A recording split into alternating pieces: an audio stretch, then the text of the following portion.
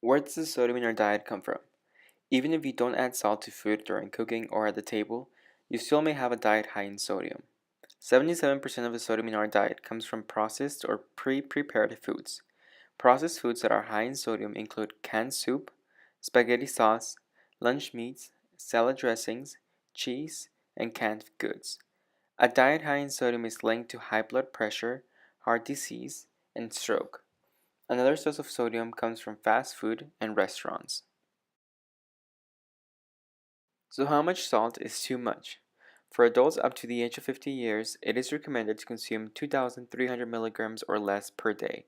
For adults older than 50, African Americans, and those with high blood pressure, it is recommended to consume 1,500 milligrams or less per day.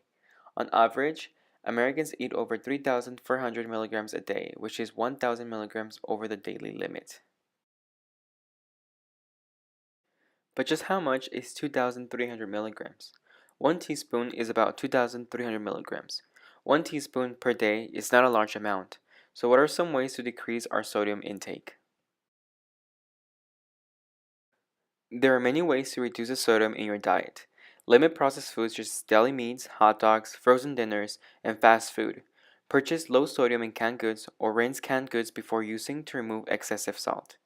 Load up on fresh fruits and vegetables, which are low in sodium and packed with vitamins and minerals. Use herbs and spices to flavor your food instead of adding salt.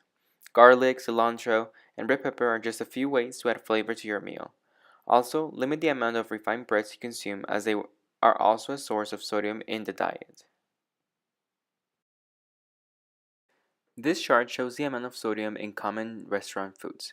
The black line represents the daily recommended amount of 2,300 milligrams. The blue bars show food that surpass the daily recommended amount. Many of these items are close to surpassing the daily recommended amount of sodium in just one meal.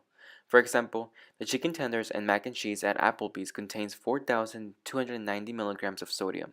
That is double our daily recommended amount. One Big Mac has almost 1,000 calories. If you eat a Big Mac and fries, you would easily surpass the daily recommended amount of sodium. By eating at home and cooking your own meals, you can reduce your sodium intake. However, we also know it's not realistic that you will eat all of your meals at home. So let's talk about ways to make healthier choices when you eat out. Look for words on the menu like baked, boiled, grilled, roasted, or poached. Watch out for words like fried, crispy, gravy, creamed, breaded, or sauced. Those items will be higher in calories, fat, and sodium. Also, check the menu to see if there are any light options. And again, always watch out for portion sizes. Many restaurants will serve food that is way more than one portion size. If your plate looks too big, ask for a to go box and take part of your meal home for leftovers.